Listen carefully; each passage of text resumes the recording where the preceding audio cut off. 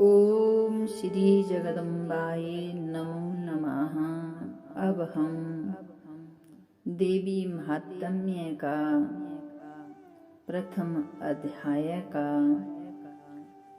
श्रवण करते हैं। सूत जी के द्वारा ऋषियों के प्रति श्री देवी भागवत श्रवण के महिमा का कथन करना।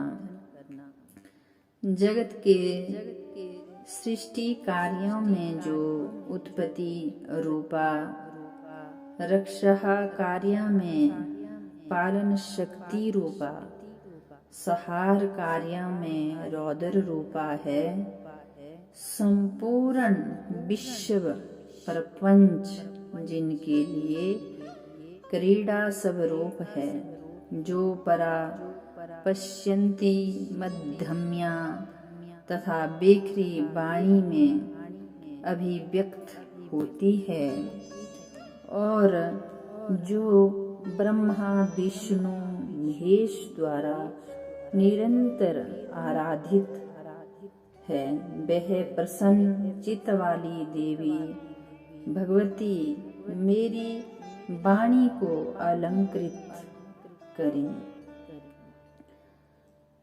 बद्रिका आश्रमवासी प्रसिद्ध ऋषि श्री नारायण तथा नरों में श्रेष्ठ श्री नर भगवान, भगवती सरस्वती और महर्षि वेद व्यास जी को प्रणाम करने के पश्चात ही इस ग्रंथ का पाठ करना चाहिए। ऋषि गणों ने कहा, हे सूत जी, आप दीर्घजीवी हो। आप हम लोगों को नानाविध प्राण प्रति आदि एवं मनोहारिणी कथाएं सुनाते रहते हैं। भगवान विष्णु के सर्व पाप विनाशक परम पवित्र एवं उन अवतार कथाओं से संबंधित अद्भुत चरित्रों को हमने भक्ति पूर्वक आपके मुखारविंद से सुना, और इसी प्रकार हमने भगवान शंकर जी के अलौकिक चरित्र का तथा भस्म और रुद्राक्ष के ऐतिहासिक महात्म्य का श्रवण आपके मुखारविंद से किया है। अब हम लोग परम पावन कथा सुनना चाहते हैं, जो बिना प्रयास के ही मनुष्यों को भोग एवं मोक्ष प्रदान करने में पूर्ण रूप से सहायक हो। अतः आप उस कथा का वर्णन करें जिसके द्वारा मानव कलियुग में भी सिद्धियां प्राप्त कर ले, क्योंकि हम आप से बढ़कर किसी अन्य को नहीं जानते जो हमारी आशंकाओं का निवारण कर सके। ये सुनकर सूत जी बोले, हे महाभाग ऋषियों, आप लोगों ने लोक कल्याण की भावना से अत्यंत उत्तम प्रश्न किया है। अतः मैं आप सभी के लिए समस्त शास्त्रों का जो सार है उसे पूर्ण रूप से बताऊंगा। समस्त तीर्थ, पुराण और व्रत अपनी श्रेष्ठता का वर्णन करते हुए तभी तक गर्जना करते हैं जब तक मनुष्य श्री देवी भागवत का सम्यक रूप से श्रवण नहीं कर लेते। मनुष्यों के लिए पाप रूपी अरणी तभी तक दुखप्रद एवं कष्टमयी रहता है जब तक श्री देवी भागवत रूपी परशु कुठार उपलब्ध नहीं हो जाता। मनुष्यों को उपसर्ग ग्रहण रूपी घोर अंधकार तभी तक कष्ट पहुंचाता है जब तक श्री देवी भागवत सूर्या उनके सन्मुख उदित नहीं होते।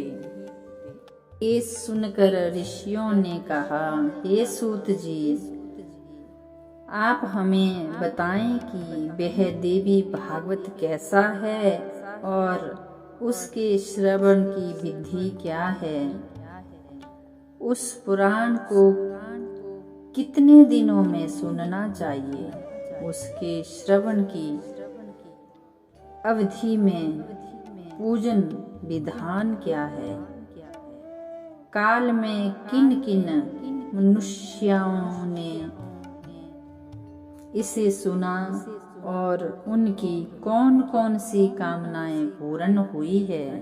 ये सुनकर सूत जी बोले, प्राचीन काल में पराशर ऋषि द्वारा सत्यावती के गर्भ से विष्णु जी के अंश स्वरूप मुनि व्यास उत्पन्न हुए। उन्होंने वेदों का 4 विभाग करके उन्हें अपने शिष्यों को पढ़ाया।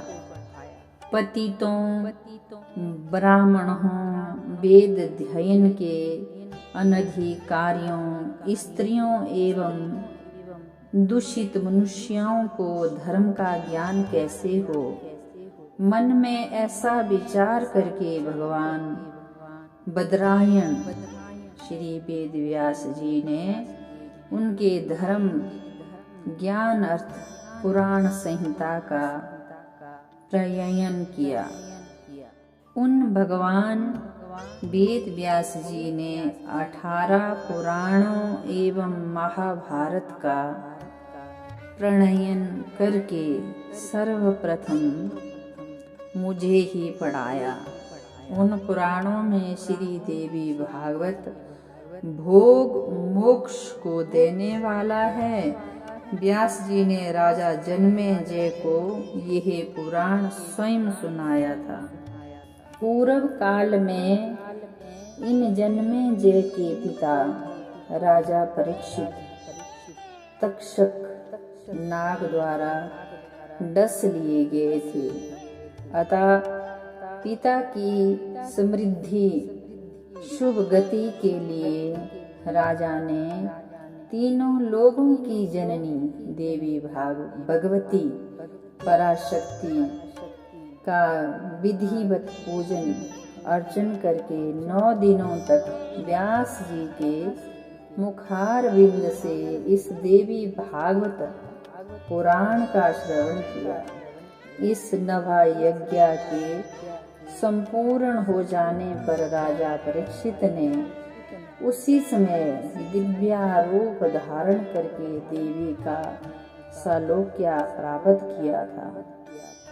राजा जन्मेजय अपने पिता की दिव्या गति देखकर और महर्षि वेद व्यास की विधिवत पूजा करके परम प्रसन्न हुए। सभी 18 पुराणों में यह श्री देवी भागवत पुराण सर्वश्रेष्ठ है और धर्म, अर्थ, काम तथा मोक्ष को प्रदान कराने वाला है। जो मनुष्य सदा भक्ति श्रद्धा पूर्वक श्री देवी भागवत की कथा सुनते हैं उन्हें सिद्धि प्राप्त होने में रंच मात्र भी विलंब नहीं होता। इसलिए मनुष्यों को इस पुराण का सदा पठन श्रवण करना चाहिए। पूरे दिन के आधे समय तक, चौथाई समय तक, मुहूर्त भर भी अथवा एक क्षण भी जो लोग भक्ति पूर्वक इसका श्रवण करते हैं उनकी कभी भी दुर्गति नहीं होती। मनुष्य सभी यज्ञों, तीर्थों तथा दान आदि से जो शुभ कर्मों का फल प्राप्त होता है वही फल उसे केवल एक बार देवी भागवत पुराण के श्रवण से प्राप्त होता है। सतयुग में यदि अन्य युगों में तो अनेक प्रकार के धर्मों का विधान था, किंतु कलयुग में पुराण श्रवण के अतिरिक्त मनुष्य के लिए अन्य कोई सरल धर्म विहित नहीं है। कलयुग में धर्म एवं सदाचार से रहित तथा अल्प आयु वाले मनुष्य के लिए कल्याणार्थ महर्षि वेदव्यास जी ने अमृत रसमयी श्री देवी भागवत पुराण की रचना की। अमृत के पान से तो केवल एक ही मनुष्य अजर अमर हो जाता है, किंतु देवी भागवत कथा रूप अमृत से संपूर्ण कुल को ही अजर अमरता प्राप्त होती है। देवी भागवत के कथा श्रवण में महीनों तथा दिनों का कोई भी नियम नहीं है। अंतिम मानवों द्वारा इसका सदा ही सेवन पठन श्रवण किया जाना चाहिए। अश्वनी, चैत्र, माघ तथा आषाढ़ इन महीनों के चारों नवरात्रों में इस पुराण का श्रवण विशेष फल प्रदान कराता है। देवी भागवत का यह नभा यज्ञ समस्त पुण्य कर्मों से अतिरिक्त फलदायक होने के कारण मनुष्य के लिए विशेष पुण्यप्रद कहा गया है। जो कुलुषित हृदय वाले पापी, मूर्ख, मित्रद्रोही, वेदों की निंदा करने वाले, हिंसा में रत और नास्तिक मार्ग का अनुसरण करने वाले मनुष्य हैं, वह भी कलयुग में इस नभा यज्ञ के अनुष्ठान से पवित्र हो जाते हैं। जो मनुष्य दूसरों के धन तथा पराई स्त्रियों के लिए ललाहित रहते हैं, पाप के बोझ से दबे हुए हैं और भोग में लीन, गौ, ब्राह्मण, देवताओं की भक्ति से रहित है, वह भी इस नभा यज्ञ से शुद्ध हो जाते हैं। जो फल कठिन तपस्याओं, व्रतों, तीर्थों के सेवन, अनेक विध दान दिए बिना यज्ञ, हवन एवं तप आदि के करने से प्राप्त नहीं होता है, वह फल मनुष्य को श्री देवी भागवत के नभा यज्ञ से प्राप्त हो जाता है। गंगा, गया, काशी, नैमिषारण्य, मथुरा, पुष्कर तथा बद्रिका आश्रम भी मनुष्य को उतना शीघ्र पवित्र नहीं कर पाते हैं जितना कि देवी भागवत का यह नभा यज्ञ लोगों को पवित्र कर देता है। यह देवी भागवत सभी पुराणों में श्रेष्ठतम है। इसे धर्म, अर्थ, काम तथा मोक्ष की प्राप्ति का उत्तम साधन माना गया है। जो अश्वनी महीने के शुक्ल पक्ष में सूर्य के कन्या राशि में पहुंचने पर महाअष्टमी तिथि को स्वर्ण सिंहासन पर स्थित देवी भागवत के ग्रंथ को प्रतिष्ठित के पूजन करता है। पूजन करके ब्राह्मणों को श्रद्धा पूर्वक दान देता है, वह देवी के परम पद को प्राप्त कर लेता है। जो मनुष्य प्रतिदिन श्री देवी भागवत के एक श्लोक अथवा आधे श्लोक का भी भक्ति पूर्वक पाठ करता है, वह जगदम्बा का कृपा पात्र हो जाता है।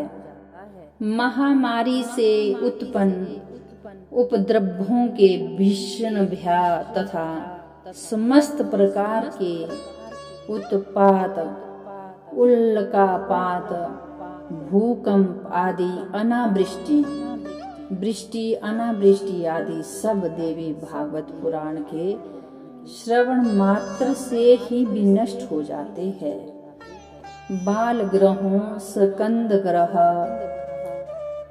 शकुनी, रेवती पूतना, अंध पूतना, शीत पूतना, मुखमंडिका और नेक महेश तथा भूत प्रेत आदि से उत्पन्न भय इस देवी भागवत पुराण के श्रवण मात्र से बहुत दूर से ही भाग जाते हैं। जो व्यक्ति भक्ति भाव से देवी के इस भागवत पुराण का पाठ करता है अथवा श्रवण भी करता है, वह धर्म, अर्थ, काम और मोक्ष को प्राप्त कर लेता है। इस श्री देवी भागवत पुराण के श्रवण से वासुदेव जी प्रसेन को खोजने के लिए गए हुए और बहुत समय तक ना लौटे हुए अपने प्रिय पुत्र श्री कृष्ण को प्राप्त करके प्रसन्न हुए थे। जो मनुष्य भक्ति पूर्वक इस श्री देवी भागवत कथा को पढ़ता है तथा सुनता है, इसका श्रवण भी करता है, वह भोग तथा मोक्ष दोनों प्राप्त कर लेता है। अमृत सब रूप इस देवी भागवत के श्रवण से पुत्रहीन मनुष्य पुत्रवान हो जाता है, दरिद्र व्यक्ति धन से संपन्न हो जाता है तथा रोगग्रस्त मनुष्य रोग से मुक्त हो जाता है। जो बांध्या स्त्री है वह एक संतानहीन स्त्री है तथा वह स्त्री भी जिसकी संतान पैदा होकर मर जाती हो, वह स्त्री भी जब देवी भागवत पुराण सुनकर दीर्घजीवी आयु वाला पुत्र प्राप्त कर लेती है। जिस घर में नित्य श्री देवी भागवत पुराण का पूजन किया जाता है, वह घर भी तीर्थ स्वरूप हो जाता है तथा उसमें निवास करने वाले लोगों के पापों का नाश हो जाता है। जो मनुष्य अष्टमी, नवमी अथवा चतुर्दशी तिथियों को श्रद्धा पूर्वक इसे पढ़ता या सुनता है, वह परम सिद्धि को प्राप्त हो जाता है।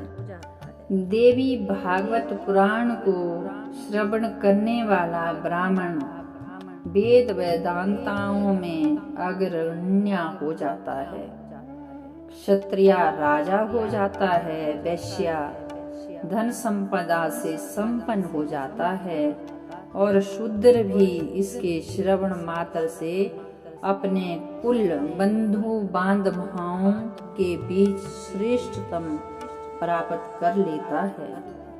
ऋषियों ने कहा, हे सूत जी, वासुदेव जी ने अपने पुत्र को किस प्रकार प्राप्त किया था, अब हमें वो कथा सुनाई। सूत जी ने कहा, भोजवंशी सत्राजित द्वारकापुरी में आनंद पूर्वक रहते हुए सूर्य भगवान की ही आराधना करता था। उन पर प्रसन्न होकर भगवान सूर्य ने उन्हें एक सुमंतक मणि प्रदान कर दी थी। एक दिन अपने गले में उस मणि को धारण किए हुए सत्राजित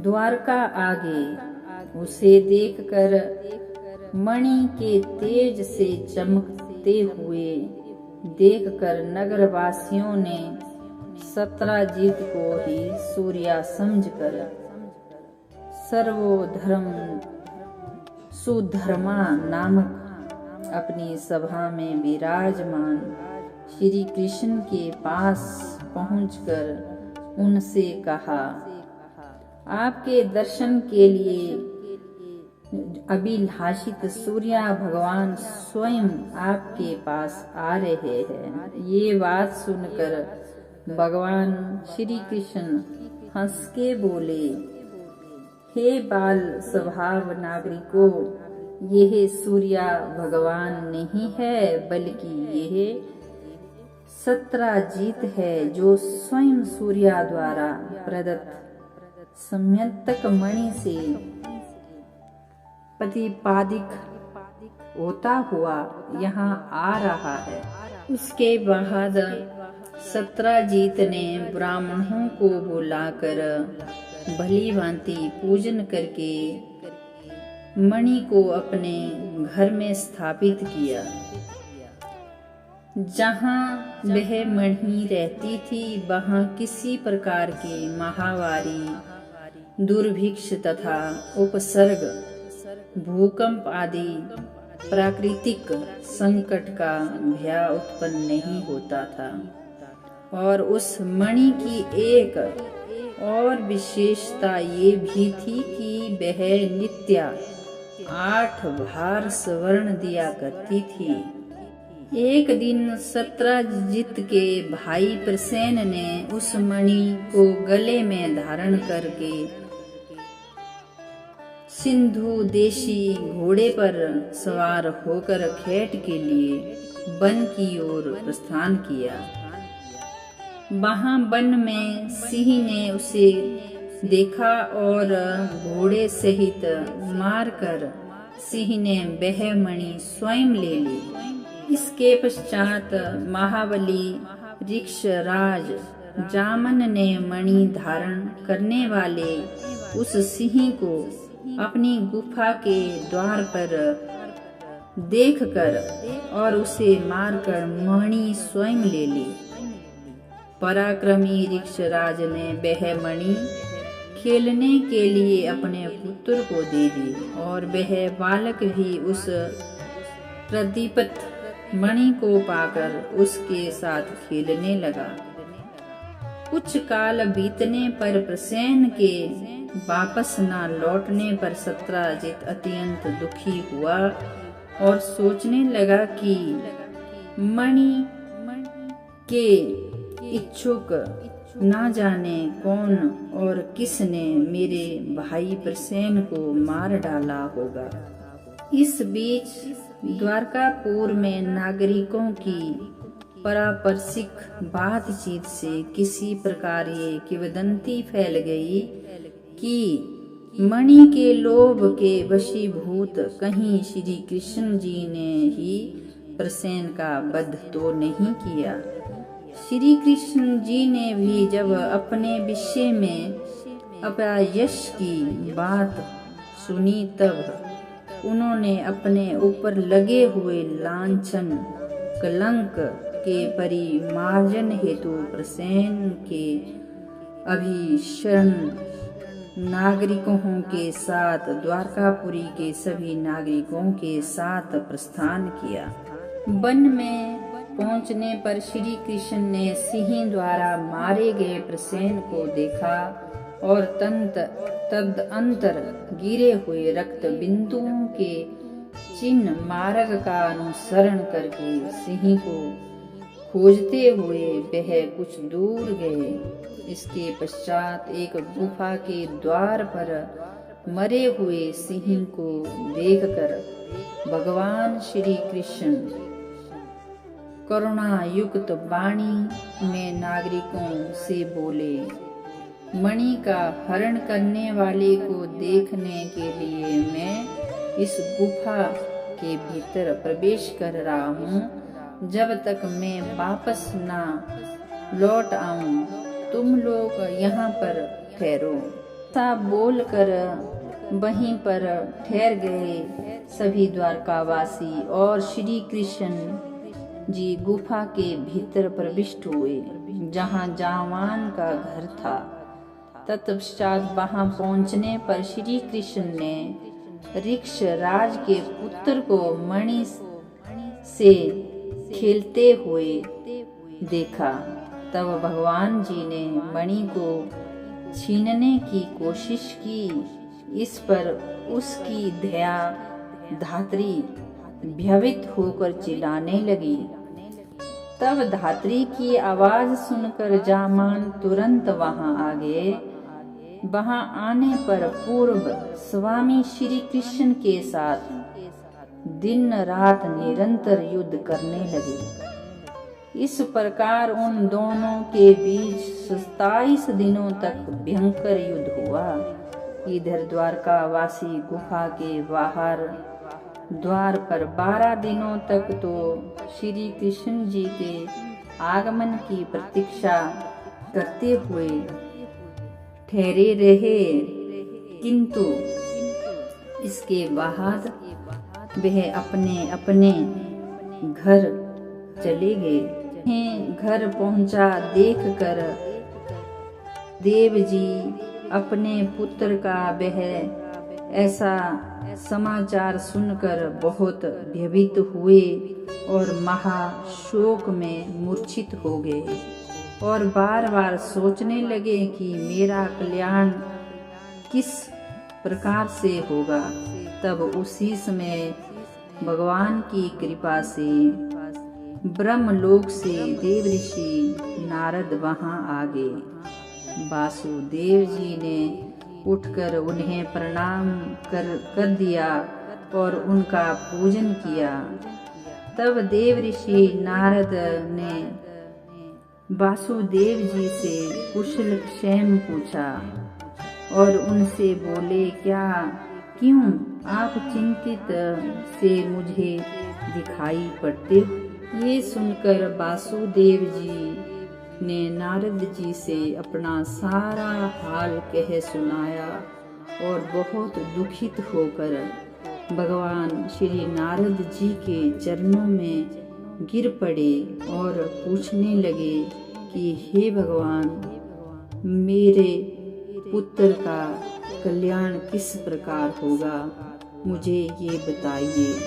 ये सुनकर नारद जी ने कहा, आप पुत्र की प्राप्ति के लिए श्री जगदम्बा भगवती जी की आराधना कीजिए। उनकी आराधना से शीघ्र ही आपका कल्याण होगा। वासुदेव जी बोले, हे भगवान, वह देवी कौन है? वह महेश्वरी किस प्रकार से प्रसन्न होती है, मुझे बताने की कृपा कीजिए। तब नारद जी ने कहा, देवी के अतुलनीय महात्म्य का विस्तार पूर्वक वर्णन करने में कौन व्यक्ति समर्थ है, अतः मैं संक्षेप में ही इसे कह रहा हूँ, आप सुने। जो भगवती शाश्वत सचिदानंद स्वरूपिणी और परमात्मा रूपा देवी है तथा उनके द्वारा यह जगत व्यापक है, जिनकी आराधना के प्रभाव से ही ब्रह्मा इस चराचर जगत की सृष्टि करते हैं, जिनका सत्वन करके भगवान विष्णु मधु कैटव के भय से मुक्त हुए तथा जिनकी कृपा से वह विश्व का पालन पोषण करते हैं, जिनके कृपा कटाक्ष मात्र से भगवान शंकर जगत का संहार करते हैं और जो संसार के बंधन की कारण स्वरूपा है, वह ही भगवती प्रदान करने वाली और स्वयं जगत को रचाने वाली है। वह ही परम विद्या स्वरूपा है और वह ही समस्त ईश्वरों की भी ईश्वर है। अतः आप नवरात्र विधान के अनुसार श्री जगदम्बा भगवती की पूजा करें। जो 9 दिनों में इस देवी भागवत पुराण का श्रवण कीजिए, जिससे श्रवण मात्र से ही आपका पुत्र शीघ्र ही आपके पास स्वयं आएगा। ये सुनकर वासुदेव जी को अपने पूर्व की एक बात याद आई। उन्होंने नारद जी से कहा, हे नारद जी, पूर्व काल में पापी कंस ने आकाशवाणी के कारण से देवकी के 8वें गर्भ से अपनी मृत्यु जानकर भयभीत हो भार्या सहित मुझको बंदी बना लिया। तदंतर मैं अपनी पत्नी देवकी के साथ कारागृह में रहने लगा और पापी कंस ने भी मेरी पैदा होने वाली संतान को एक एक करके मारता रहा। इस प्रकार जब कंस के द्वारा मेरे 6 पुत्र मारे डाले गए, तब मेरी निर्दोष भार्या देवी की अत्यंत शोकाकुल हो उठी और दिन रात दुखी रहने लगी। तत्पश्चात मैंने गार्ग मुनि को बुलाकर उनका अभिनंदन पूजन करके पुत्र प्राप्ति की कामना से मैंने उनसे देवकी का दुख बताकर कहा, हे मुनिवर, आप यदुकुल के गुरु है, अतः मुझे आयुष्मान पुत्र की प्राप्ति का कोई वरदान बताएं। तब गार्ग ऋषि जी ने कहा, वासुदेव जी, अब आप उस सर्वश्रेष्ठ साधन को सुनिए जो देवी भागवत भगवती दुर्गा अपने भक्तों की दुर्गति का विनाश कर देती है। आप उन कल्याणकारिणी देवी की आराधना कीजिए, इससे शीघ्र ही आपका कल्याण होगा, क्योंकि उनकी आराधना से सभी लोगों की समस्त कामनाएं पूर्ण हो जाती है। दुर्गा की उपासना करने वाले मनुष्यों के लिए संसार में कुछ भी दुर्लभ नहीं है। गार्ग जी की बात सुनकर वासुदेव जी ने कहा, हे गुरु, मैं तो इस कंस के कारागृह में हूँ, मैं कैसे भगवती का उपासन करूँ? इसलिए आप ही कृपा करके मेरे लिए दीर्घजीवी पुत्र प्राप्ति के लिए भगवती जगदम्बा का आराधन कीजिए। तब मेरे इस प्रकार कहने पर मुनि श्रेष्ठ प्रसन्न होकर बोले, हे वासुदेव, आपकी प्रीति के कारण मैं आपका कल्याण करूँगा। मेरे द्वारा प्रेरणा पूर्वक प्रार्थना किए जाने के उपरांत गार्ग मुनि श्री देवी दुर्गा के आराधना को इच्छा से ब्राह्मणों के साथ विधान पूर्वक विंध्याचल पर्वत सभी मुनियों के साथ चले गए। वहां जाकर तप एवं पाठ में तदंतर रहने लगे। उन पर प्रसन्न होकर भगवती जगदम्बा ने उन्हें दर्शन दिया और उनके पूजन से प्रसन्न होकर उनसे कहा। जगदम्बा ने आकाशवाणी के रूप में कहा। जब आकाशवाणी हुई, आकाशवाणी सुनकर गार्ग मुनि भगवती जगदम्बा को प्रणाम करके प्रसन्न मन से उनकी अर्चना और पूजन करने लगे। के पूजन और अनुष्ठान से प्रसन्न होकर देवी भगवती ने आकाशवाणी से कहा, तुम्हारे कार्य की सिद्धि होगी। समस्त प्रकार के पाप एवं अनाचार सब रूप पृथ्वी के भार का नाश करने के लिए मुझसे प्रेरणा प्राप्त कर स्वयं भगवान विष्णु अपने अंश से वासुदेव जी की भार्या देवकी के गर्भ से अवतार लेंगे। कंस के भय से वासुदेव जी उस शिशु को लेकर शीघ्र ही गोकुल में नंद के घर पहुंचा देंगे और वहां से यशोदा की कन्या को ले आकर अपने घर में राजा कंस को दे देंगे। तब कंस उस कन्या को मारने के लिए उसे पृथ्वी पर पटक देगा।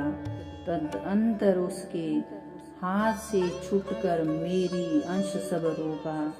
वह कन्या तत्क्षण अलौकिक रूप धारण करके विंध्याचल पर्वत पर चली जाएगी और निरंतर जगत का कल्याण करती रहेगी। इस प्रकार आकाशवाणी को सुनकर गार्ग मुनि जी भगवती जगदम्बा को प्रणाम करके पूरी आगे आचार्य गार्ग जी के मुखारविंद से महादेवी के वरदान की बात सुनकर मैं पत्नी सहित अत्यंत प्रसन्न हुआ और परम आनंदित विभोर हो उठा। ये सारा वृत्तांत सुनकर नारद जी ने शुभ दिन एवं शुभ लक्षण में श्री देवी भागवत कथा आरंभ की। कथा में आने वाले विघ्न बाधाओं के क्षण और ब्राह्मण और सभी वेद वेदांत व्यक्ति देवी के निवारण मंत्र के लिए बिठाए।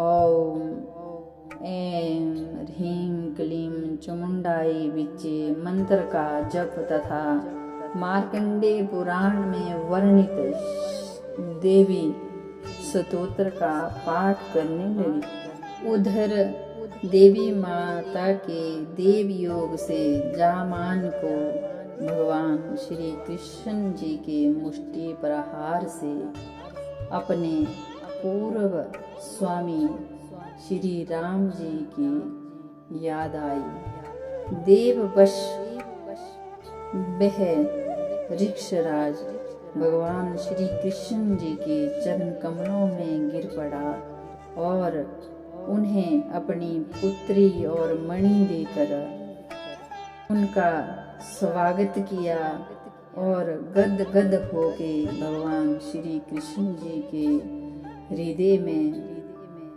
लग के अपने चरण कमलों को भगवान के चरणों में शीश झुकाकर उन्हें समर्पित किया। द्वारकापुरी में भी जब श्री देवी भागवत कथा जिस दिन संपूर्ण हुई तो वासुदेव जी ने भी सभी ब्राह्मणों को भोजन कराया, नानाविध दक्षिणाएं देकर उन्हें संतुष्ट किया। जिस समय वह ब्राह्मण वासुदेव जी को आशीर्वाद प्रदान कर रहे थे, उसी समय भगवान श्री कृष्ण मणि धारण किए हुए अपनी पत्नी जावंती के साथ वहां आ पहुंचे। भार्या सहित श्री भगवान श्री कृष्ण जी को देखकर वासुदेव जी तथा उपस्थित जन समूह की आंखें हर्ष विलास अश्रुओं से परिपूर्ण हो गई और वह परम आनंदित हुए। देवऋषि नारद जी भी श्री कृष्ण जी को आया हुआ देखकर ब्रह्मलोक को चले गए। इस प्रकार जो मनुष्य निरंतर भक्ति भाव से शुद्ध हृदय के साथ भगवान जी के इस व्याख्यान तथा कलंक नाशक चरित्र का पाठ एवं श्रवण करता है, वह पूर्ण सुखी हो जाता है। जगत में उसकी सभी कामनाएं पूर्ण हो जाती है तथा मृत्यु के अंतर वह मोक्ष पद प्राप्त करता है। देवी महात्म्य के महात्म्य में तीसरे अध्याय की कथा। तीसरे अध्याय में राजा सुधूमन की कथा। सूत जी बोले, एक बार अगस्त्य मुनि कुमार कार्तिक के पास जाकर भली भांति उनकी पूजा करके बोले, हे भगवान, मुझे देवी भागवत नामक पुराण की सभी कथाएं बताएं। भगवती पराशक्ति की महिमाएं गाई गई है। सुनकर कार्तिकेय जी ने कहा, श्री देवी भागवत के महात्म्य को विस्तार पूर्वक कहने में कौन समर्थ है। मैं इस समय संक्षेप में ही इसे कहूँगा, आप सुनिए। जो शाश्वती ही सच्चिदानंद स्वरूपा भोग तथा मोक्ष प्रदान कराने वाली जगदम्बा है, वह स्वयं इस पुराण में विराजमान रहती है। हे मुने, यह श्री देवी भागवत उन श्री जगदम्बिका की बांगमयी मूर्ति है, जिसके पाठन एवं श्रवण से इस लोक में कुछ भी दुर्लभ नहीं रहता। समय की बात है, विवस्वान के एक पुत्र हुए जो श्रद्धदेव नाम से प्रसिद्ध थे। वह संतानहीन थे। राजा श्रद्धदेव ने विशिष्ट मुनि की अनुमति से पुत्रेष्टि यज्ञ किया। तदंतर मनु श्रेष्ठ देव श्रद्धदेव की भार्या श्रद्धा ने यज्ञ के होता से प्रार्थना की, हे ब्राह्मण, आप कोई ऐसा उपाय करें जिससे मुझे कन्या की प्राप्ति हो। उनकी बात सुनकर होता ने मन में कन्या प्राप्ति का संकल्प करते हुए आहुति डाली और उसके विपरीत भाव के फलस्वरूप एक कन्या उत्पन्न हुई, जिसका नाम इला रखा गया। इसके बाद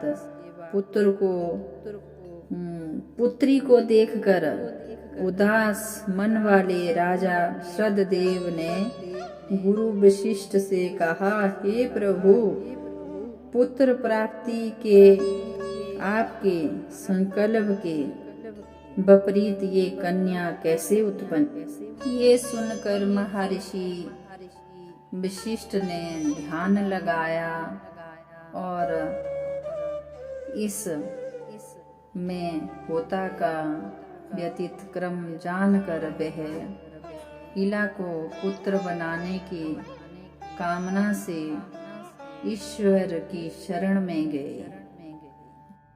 मुनि के तप प्रभाव और भगवती की कृपा से सभी लोगों के देखते देखते ही इला नामक वह कन्या पुरुष रूप में परिवर्तित हो गई। इसके बाद गुरु वशिष्ठ जी ने पूर्ण रूप से संस्कार करके उसका नाम सुधूमन रखा।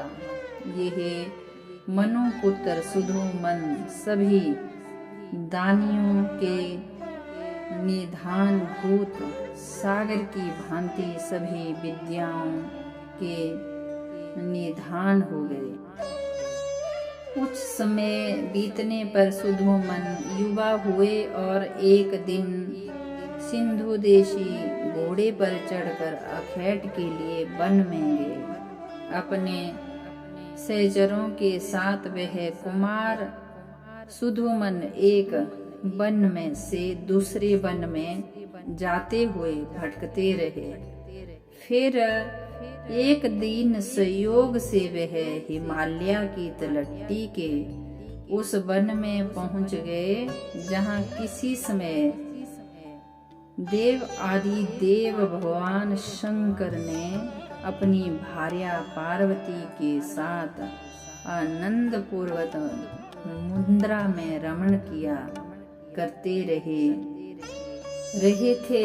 उसी समय भगवान शंकर के दर्शन की अभिलाषा से मुनिगण वहां आ गए और उन्हें देखकर पार्वती जी जब लज्जित हो गई तब भगवान शंकर जी ने पार्वती को रमण करते देखकर सभी मुनिगण उन दोनों को रमण करते देखकर लज्जित होकर लौटकर बैकुंठ धाम की ओर चल दिए। भगवान शंकर जी ने अपनी प्रिया को प्रसन्न करने के लिए उस रमणीय वन को शाप दे दिया कि आज से जो भी पुरुष यहाँ प्रवेश करेगा वह स्त्री हो जाएगा।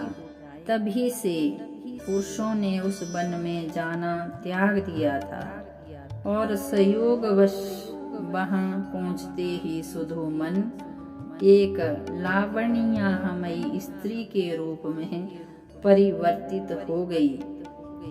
अपने सभी अनुचरों को पुरुष से स्त्री तथा घोड़ों को घोड़ियों के रूप में देखकर सुधोमन आश्चर्यचकित हो उठे। अब सब रूप वाली तरुणी वन वन में विचरण करने लगी। एक बार वह बुद्ध के आश्रम के समीप पहुंची।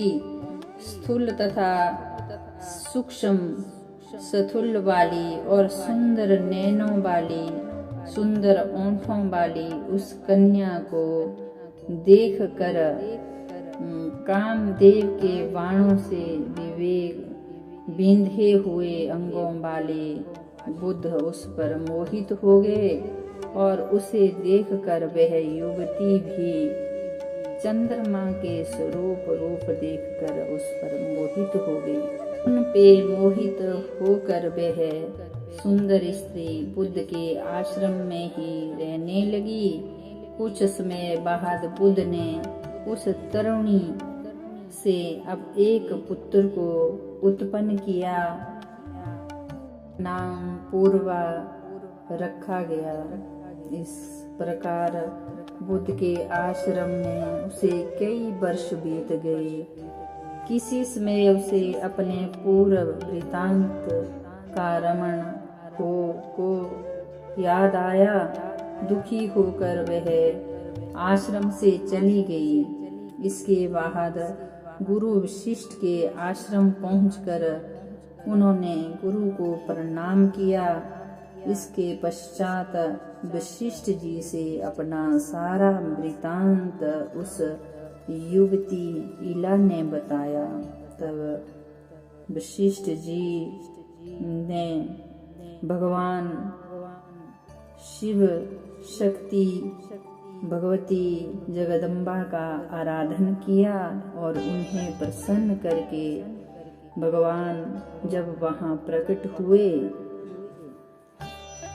तब भगवान ने उन्हें आशीर्वाद दिया। भगवान शंकर जी ने कहा, हे विप्र, आपके मन में जो भी इच्छा हो वह वर मांगिए। उनके इस प्रकार कहने पर गुरु वशिष्ठ जी ने प्रणाम करके इला की पुरुष तत्व के लिए उनसे प्रार्थना की। इसके बाद भगवान शंकर जी ने प्रसन्न होकर उन्हें एक माह तक पुरुष तथा एक माह तक स्त्री रूप में रहने का वर दिया। इस प्रकार शिवजी के वर प्राप्त करके महर्षि वशिष्ठ ने वर प्रदान करने के लिए उदित श्री जगदम्बिका पार्वती जी को प्रणाम किया।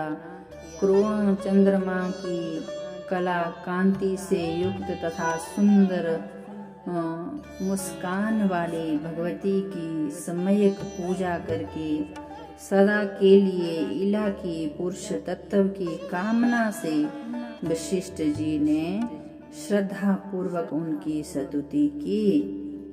उन पर भगवती जगदम्बा ने प्रसन्न होकर कहा, हे महर्षि सुधोमन को 9 दिनों तक मेरी देवी भागवत कथा का श्रवण कराएं। उसके श्रवण मात्र से ही सुधोमन सदा के लिए पुरुष तत्व को प्राप्त कर लेगा।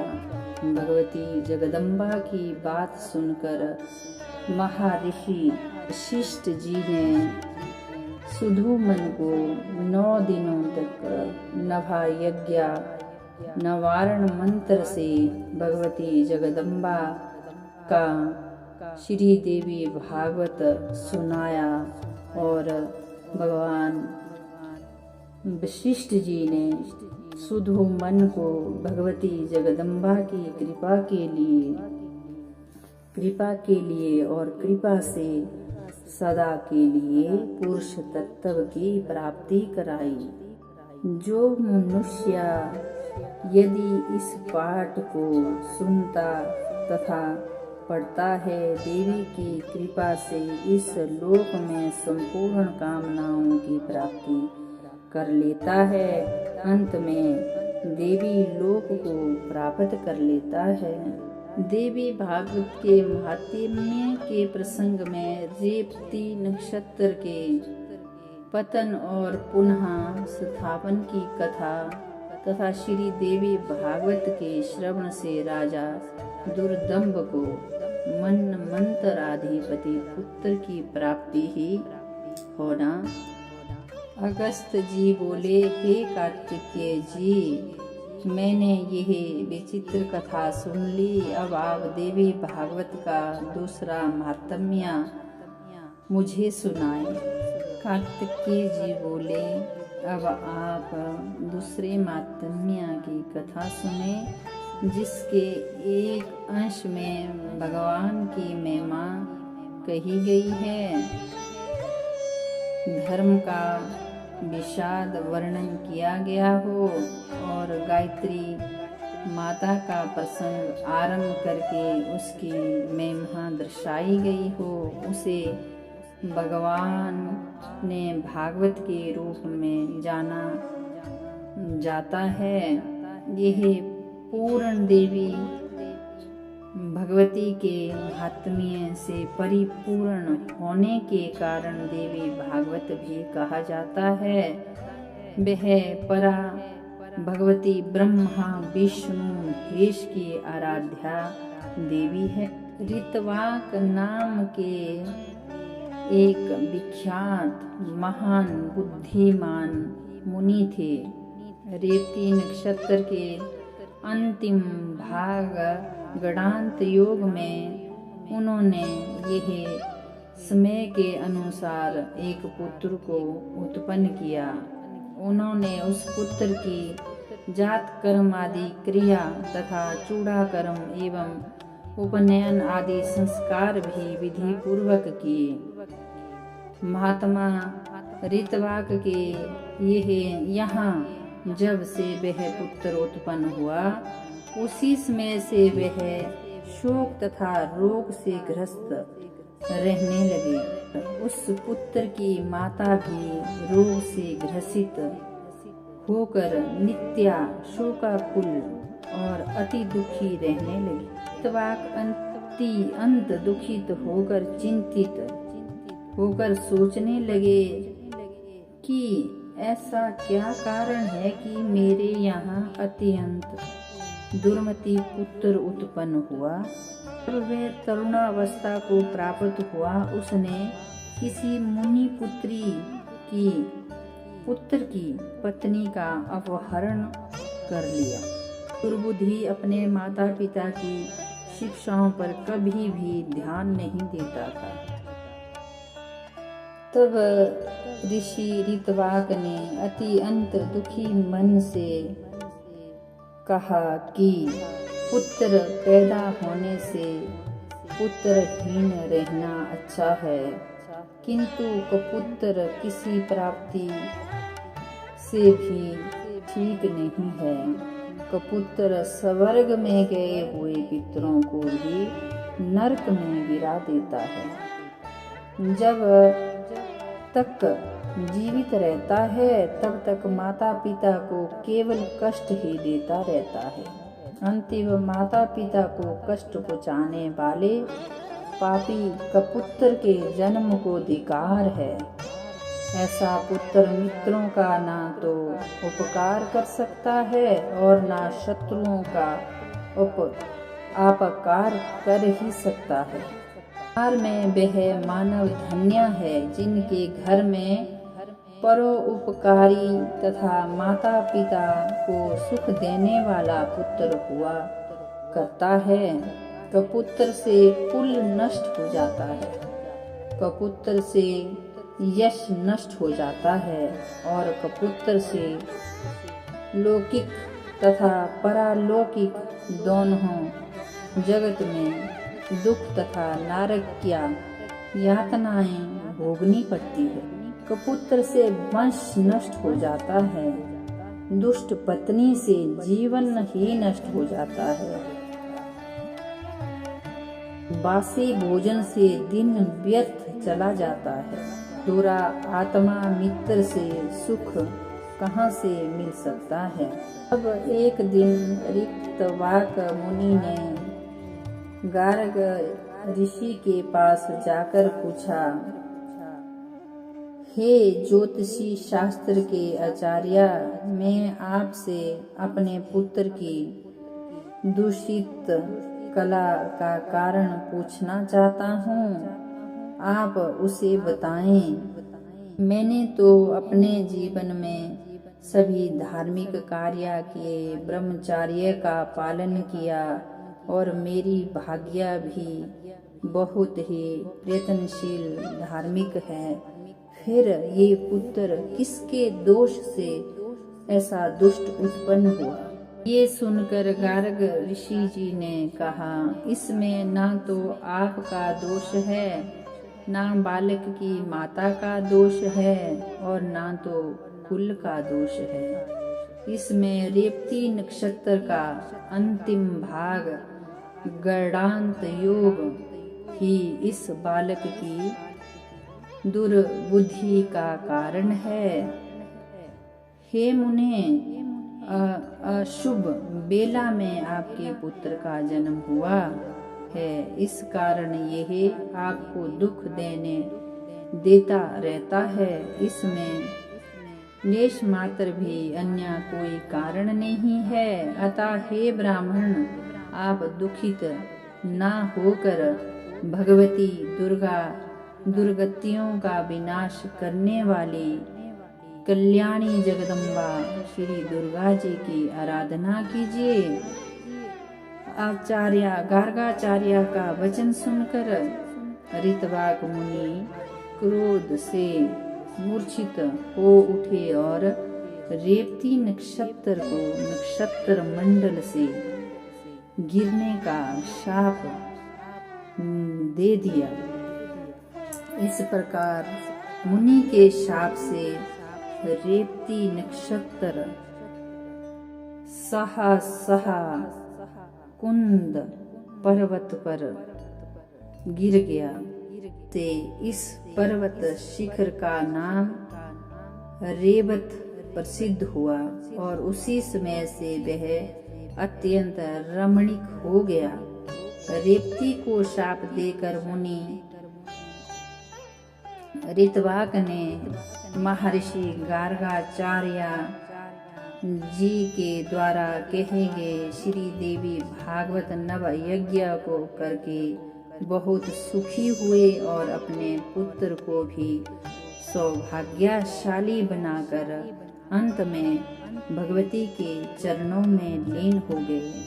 कार्तिकेय जी ने कहा, उस रेवती नक्षत्र के महान तेज से एक कन्या उत्पन्न हुई जो अनुपम रूपवती होने के कारण लोक में दूसरी लक्ष्मी की भांति प्रतीत होती थी।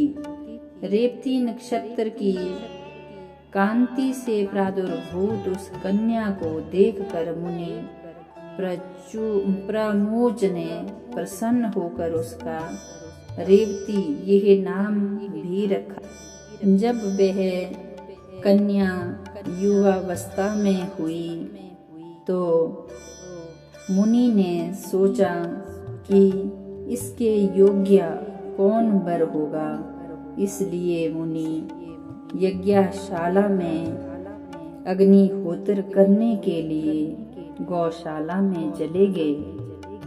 तब ऋषि पर प्रसन्न होके अग्निदेव ने मुनि से कहा, हे मुनि, इस कन्या के योग्य राजा दुर्दम ही है, इसका विवाह राजा दुर्दम से ही होगा।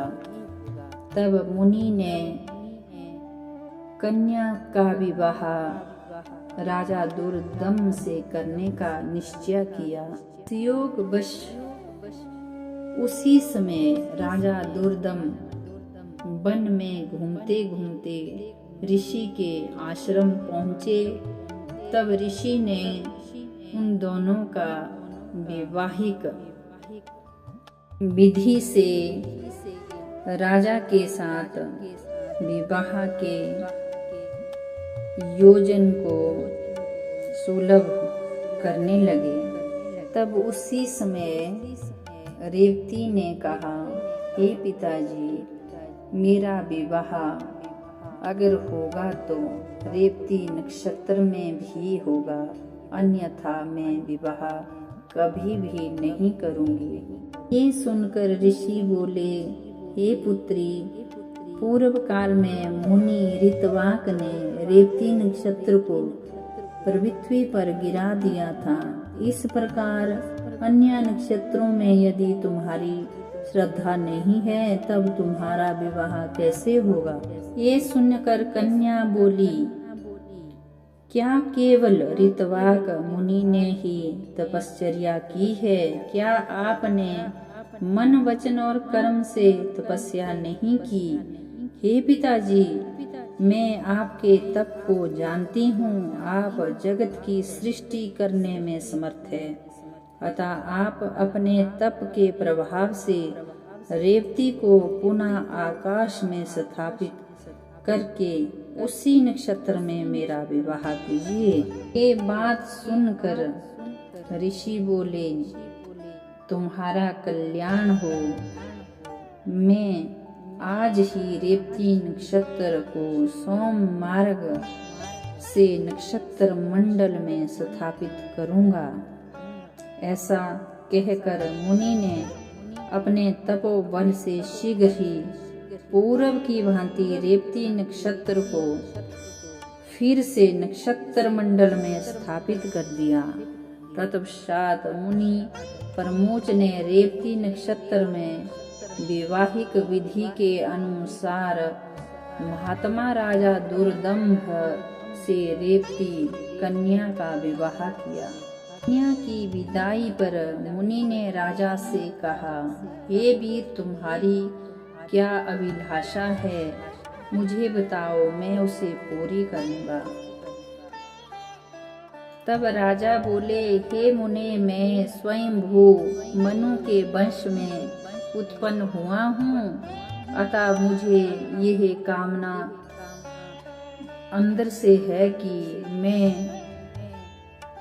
आपकी कृपा से मनमंत्र अधिपति पुत्र को उत्पन्न करूं।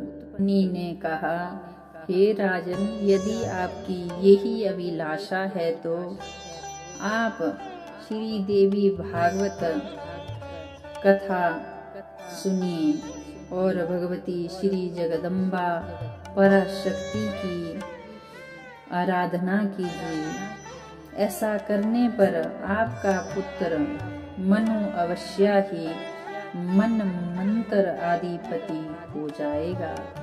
देवी भागवत जो पंच पुराण के रूप में विख्यात है, उसका 5 बार श्रवण करने के उपरांत आपको मनोवांछित पुत्र प्राप्त हो।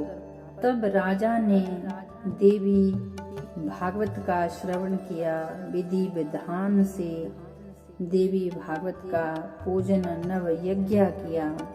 उसके पूजन विधान से देवी भागवत की कृपा से राजा दुर्दम के यहाँ रेवती के गर्भ से रेवत नाम वाला 5वां मनु वेद वेदांताओं शास्त्रों के तत्वों को जानने वाला धर्मपरायण तथा अपराज्य होगा, ऐसे पुत्र को उत्पन्न किया। इस प्रकार राजा रेवत नाम के अति विद्वान राजा को इसके बाद ब्रह्मा जी ने रेवत मनु के पद पर नियुक्त कर दिया। श्री देवी भागवत के प्रभाव से रेवत ने भी मनमंत्र आधिपति के रूप में धर्म पूर्वक पृथ्वी पर शासन करने लगे। इसके पश्चात देवी भागवत के इस प्रभाव का संक्षिप्त में वर्णन और सुन के अंत में वह मनु भगवती के चरणों में लीन हो गए। सप्तमी के 5वें अध्याय में श्री देवी भागवत की श्रवण की विधि, श्रवणकर्ता के लिए पालनीय नियम, श्रवण के फल तथा महात्म्य का वर्णन। ऋषियों ने कहा, हे सूत जी, हम लोगों ने देवी भागवत का महात्म्य सुन लिया। अब आप देवी भागवत पुराण के श्रवण की विधि सुनाइए।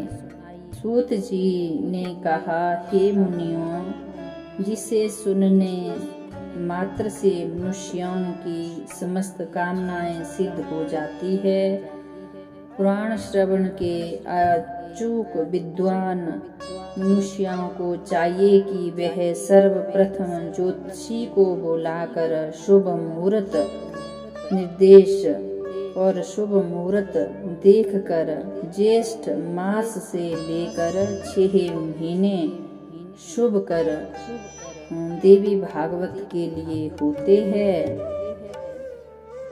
हस्त, अश्वनी, मूल, पुष्य, रोहिणी, अनुराधा, मृगशिरा तथा श्रवण नक्षत्र पुण्यतिथि तथा शुभ दिन में श्री देवी भागवत पुराण का श्रवण कल्याणकारी होता है। जिस नक्षत्र में बृहस्पति हो, उससे चंद्रमा तक गिनने पर क्रमश इस प्रकार फल देता है। 4 नक्षत्र तक धर्म प्राप्ति, पुनः 4 नक्षत्र पर लक्ष्मी की प्राप्ति। इसके बाद 1 नक्षत्र कथा में सिद्धि प्रदान कराने वाला, फिर 5 नक्षत्र परम सुख की प्राप्ति कराने वाला, बाद में 6 नक्षत्र पीड़ा देने वाले होते हैं। इसके बाद 4 राजभ्या उत्पन्न कराने वाले और तत्पश्चात 3 नक्षत्र ज्ञान प्राप्ति में सहायक होते हैं। पुराण श्रवण के आरंभ में शिवोक्त चक्कर का शोधन करना चाहिए। देवी की प्रसन्नता के लिए इसे चारों नवरात्रों में सुनना चाहिए अथवा तिथि, वार और नक्षत्र पर सम्यक विचार करके यह पुराण अन्य मासों में भी सुना जा सकता है। जिस प्रकार विवाह में उत्साहपूर्वक तैयारी की जाती है, उसी प्रकार नभा यज्ञ के अपसरण पर भी बुद्धिमान मनुष्यों को प्रयत्न पूर्वक सामग्री आदि की तैयारी करनी चाहिए। अखंड तथा लोभ से रहित, पाखंड से रहित जो मनुष्य देवी भगत सज्जनों को भी सहयोग के रूप में लेना चाहिए। देश देश में भी नियत पूर्वक यह संदेश भेजना चाहिए कि यहाँ पे देवी भागवत कथा आरंभ हो रही है, आप लोग अवश्य पधारें।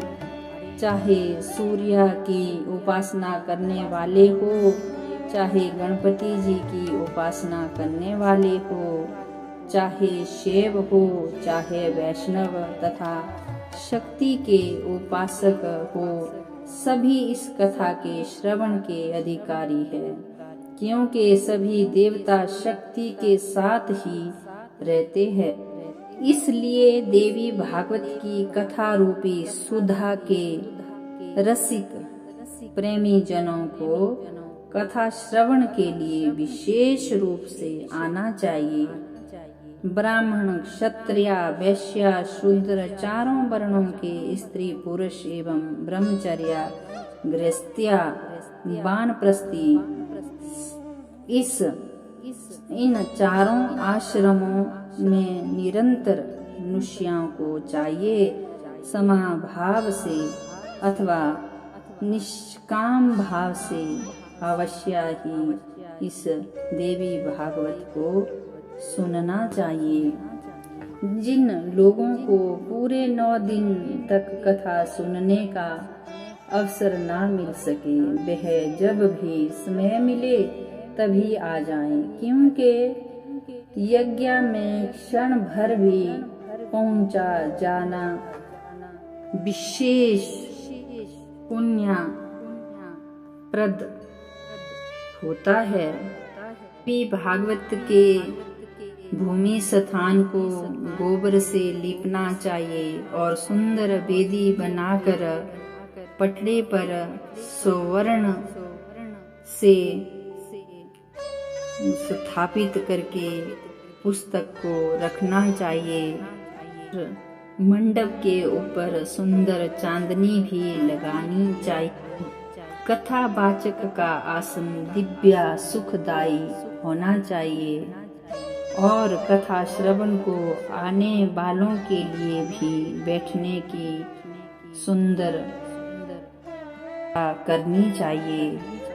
देवी भागवत के श्रोता स्वयं शास्त्रज्ञ, देवी की आराधना में तत्पर, दयालु, लोभहीन, दक्ष तथा धैर्यशील कथावाचक उत्तम माना गया है।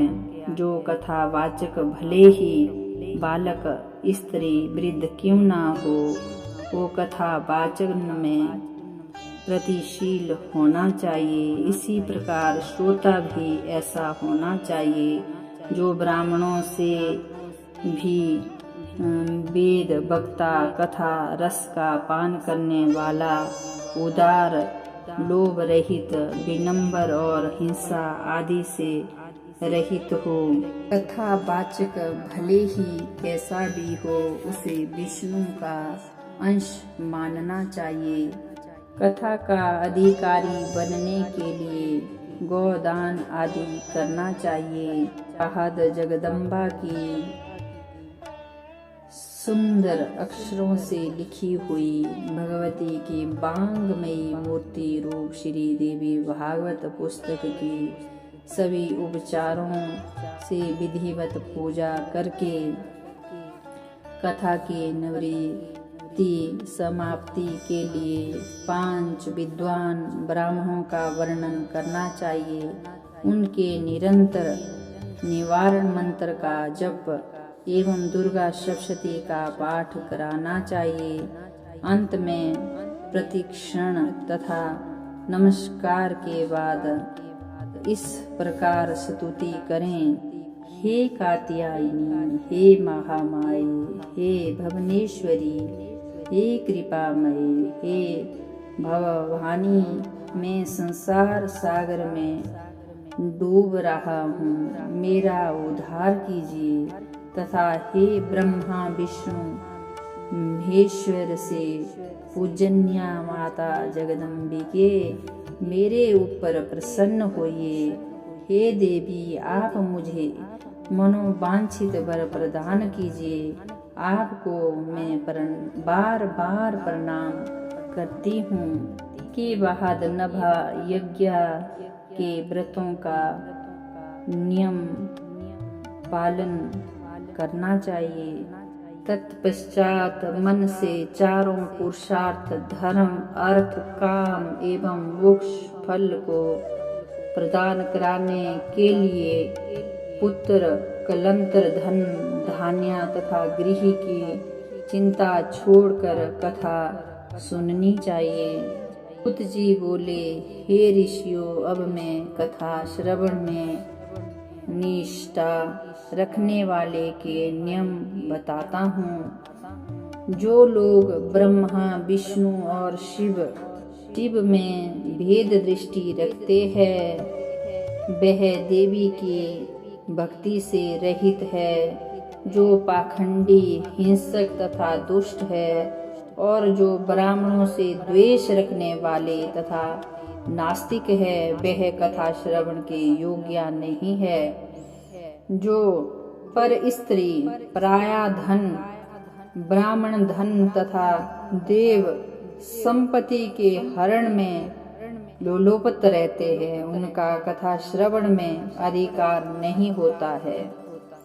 श्रोता को चाहिए कि वह ब्रह्मचर्य का पालन करे, पृथ्वी पर सोए, सत्य बोले, जितेंद्रिया रहे तथा कथा की समाप्ति पर समयपूर्वक पत्तल पर भोजन करें। व्रती को बैंगन, बैंठा, कलिंद, तेल, दाल, मधु और जला हुआ बासी भोजन तथा बासी भोजन को त्याग कर देना चाहिए। कथा सुनने वाला व्रती मांस, मसूर, सबला स्त्री का बनाया हुआ देखा हुआ भोजन ग्रहण ना करें। अपने पाखंड और अहंकार को छोड़ दें।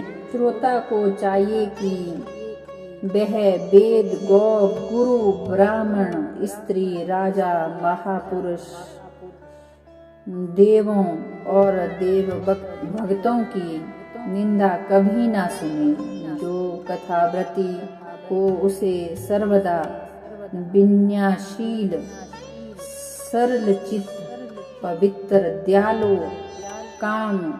कम बोलने वाला तथा उदार मन वाला होना चाहिए।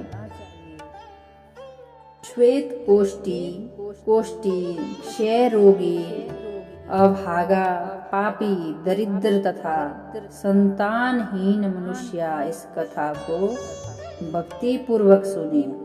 जो स्त्री बंध्या, काक बंध्या, जिस स्त्री का एक संतान होकर बंद हो जाए, अभागिनी तथा मृतवस्था हो और जिसका गर्भ गिर जाता हो, ऐसी सभी स्त्रियों को इस देवी भागवत कथा का श्रवण करना चाहिए। जो मनुष्य बिना परिश्रम के ही धर्म, अर्थ, काम और मोक्ष प्राप्त करना चाहता है, वह यत्न पूर्वक इस देवी भागवत की कथा अवश्य सुने। इस नभा यज्ञ कथा के 9 दिन 9 यज्ञों के समान है। उनमें किया गया दान, हवन तथा जप अनंत फल देने वाला होता है। इस प्रकार नभा यज्ञ व्रत करके उसका उद्यापन करना चाहिए। फल की कामना करने वाले पुरुषों को महाअष्टमी व्रत के उद्यापन की भांति नभा यज्ञ व्रत का भी उपवन करना चाहिए। निष्काम व्यक्ति कथा के श्रवण मात्र से पवित्र हो कर भक्ति पा जाते हैं, क्योंकि परा भगवती मनुष्यों को भोग और मोक्ष सब कुछ देने वाली है। परंतु और कथा वाचक और पुस्तक दोनों की प्रतिदिन पूजा करनी चाहिए और वक्ता द्वारा दिया हुआ प्रसाद भक्ति पूर्वक ग्रहण करना चाहिए। नभा यज्ञ में जो श्रोता नित्या कुमारी कन्याओं की पूजा करता है, जो स्वागिन स्त्रियों तथा ब्राह्मणों को भोजन कराता तथा उससे प्रार्थना करता है, उसकी कार्य सिद्धि अवश्य हो जाती है। इसमें संदेह नहीं है। सभी त्रुटियों की शांति के निवारण कथा समाप्ति के दिन गायत्री शस्त्र नाम अथवा विष्णु शस्त्र नाम का पाठ भी करना चाहिए।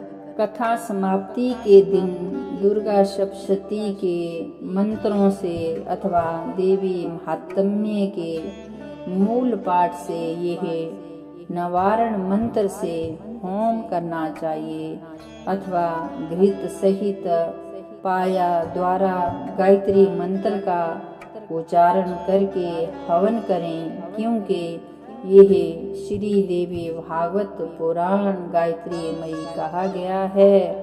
कथा वाचक को वस्त्र भूषण धन आदि द्वारा संतुष्ट करें, क्योंकि कथा वाचक के प्रसन्न होने पर सभी देवता उस पर प्रसन्न हो जाते हैं।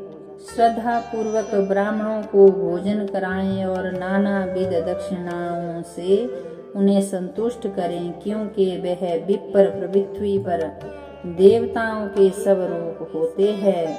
उनके संतुष्ट होने पर वांछित फल प्राप्त हो जाता है।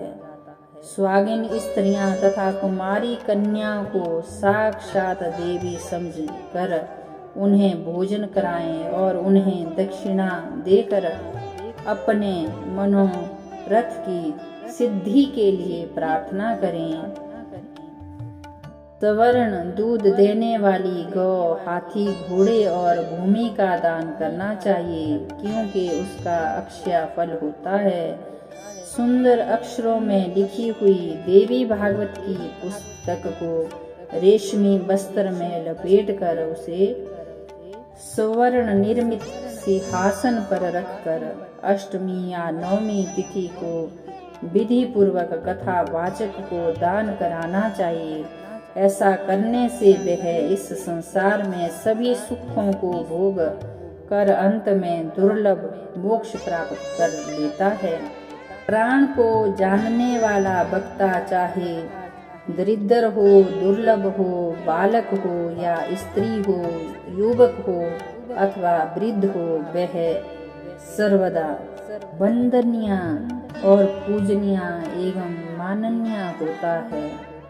यद्यपि संसार में जन्म तथा गुण के कारण अनेक गुरु होते हैं, परंतु पुराण का ज्ञाता उन सब में श्रेष्ठ गुरु होता है। व्यास के आसन पर बैठा हुआ पौराणिक ब्राह्मण जब तक कथा समाप्त न हो जाए तब तक किसी को प्रणाम न करें। जो लोग इस दिव्य पौराणिक कथा को श्रवण रहित होकर सुनते हैं और श्रद्धा रहित होकर सुनते हैं, उन दुख तथा दारिद्र्य युक्त मनुष्यों को कथा श्रवण का पुण्य फल प्राप्त नहीं होता। जो लोग ताम्बूल पुष्प आदि उपचारों से पुराण का पूजन किया बिना ही देवी की कथा सुनते हैं वह दरिद्र होते हैं, और जो लोग कथा के बीच में ही उसे छोड़कर अनियंत्र चले जाते हैं, कुछ ही समय बाद उनकी संपदाएं एवं स्त्री आदि नष्ट हो जाती है। जो अभिमानवश व्यास से ऊंचे स्थान पर बैठकर कथा सुनते हैं वह नरक यातना भोग कर इस लोक में कौवे की योनि पाते हैं। जो बहुमूल्य आसन पर अथवा वीर आसन से बैठकर दिव्या कथा का श्रवण करते हैं वह अर्जुन वृक्ष हो जाते हैं। कथा होते समय जो लोग व्यर्थ तर्क वितर्क करते हैं वह इस लोक में पहले गंधर्व योनि में तत्पश्चात गिरगिट की योनि में जन्म लेते हैं। जो लोग पुराण जानने वालों की अथवा पाप नाशनी कथा की निंदा करते हैं वह सैकड़ों जन्म तक दुष्ट कुत्ते होते हैं। इसमें संदेह की कोई बात नहीं है।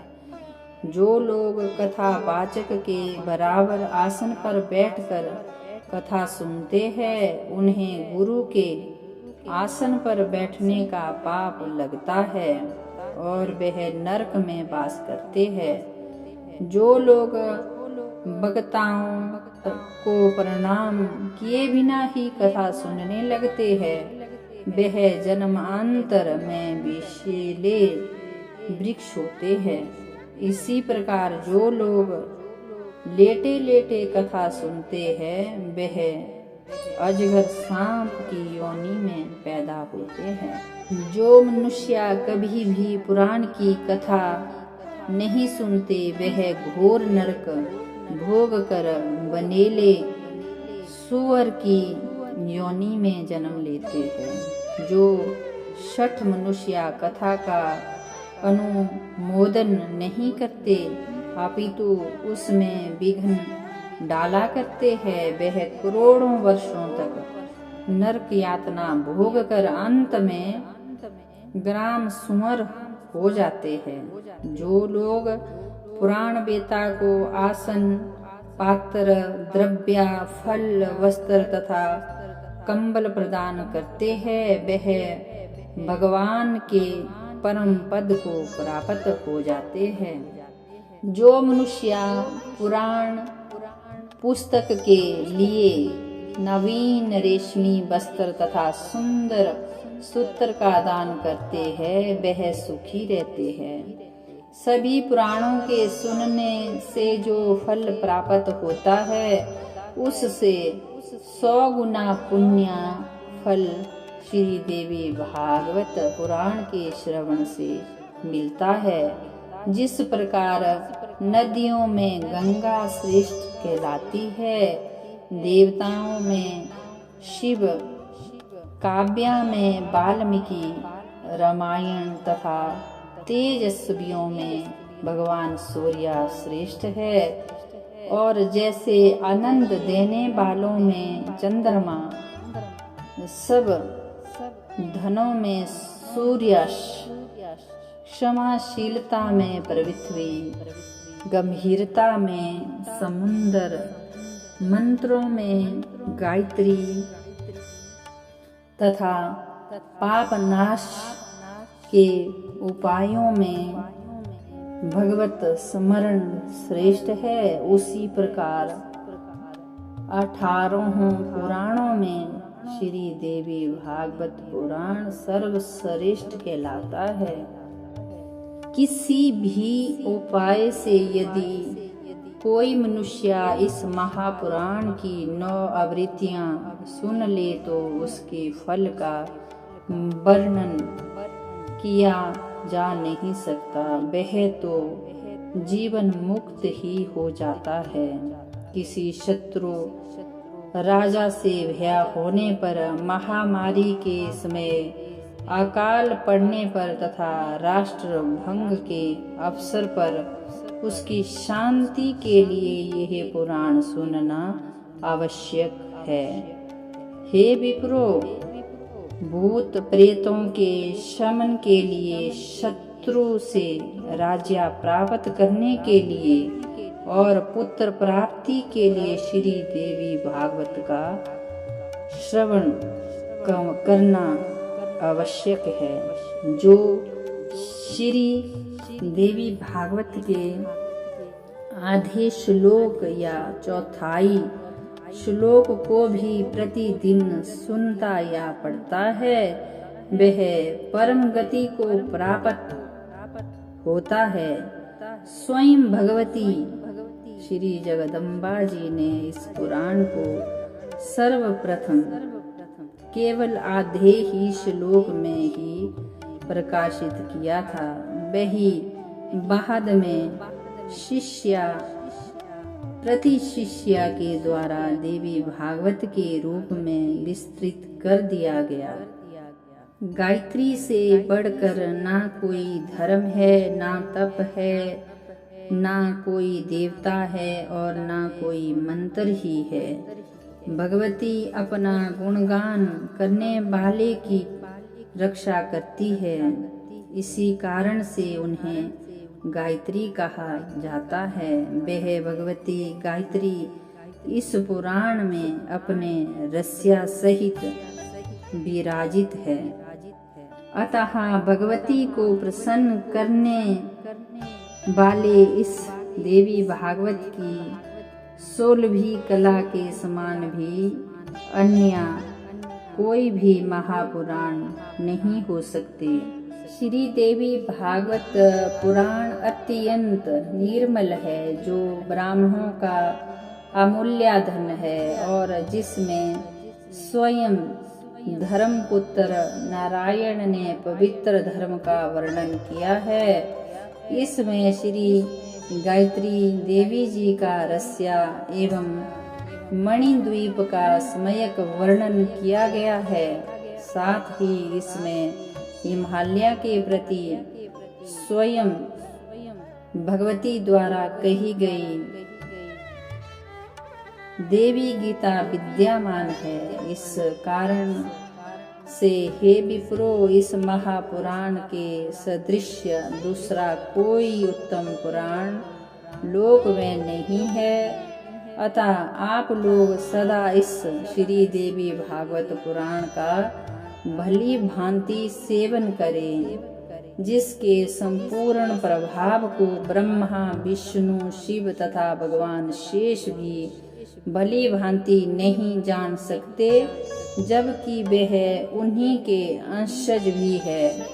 तब दूसरे देवता उन्हें कैसे जान सकेंगे।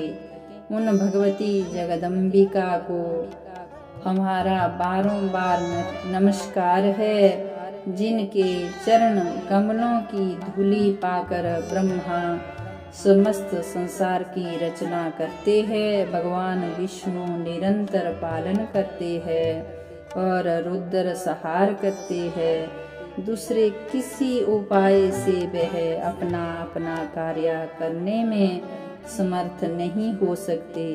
ऐसी उन भगवती श्री जगदम्बिका को मेरा सत सत प्रणाम है। अमृत सागर के तट पर कल्प वृक्ष की वाटिका से सुशोभित मणिद्वीप में स्थित बहु वर्ण रतन से चरित्रित चिंतामणिमयी भवन में तथा परम शिव के हृदय में विराजमान रहने वाली और मंद मंद मुस्कान युक्त मुखमंडल वाली जगदम्बा का ध्यान करके मनुष्य संसार की सभी सुखों का उपभोग करता है और अंत में निश्चय ही मोक्ष को प्राप्त करता है। इस प्रकार ब्रह्मा, विष्णु और शिव, इंद्र आदि सभी देवता भगवती जगदम्बा की आराधना करते हैं।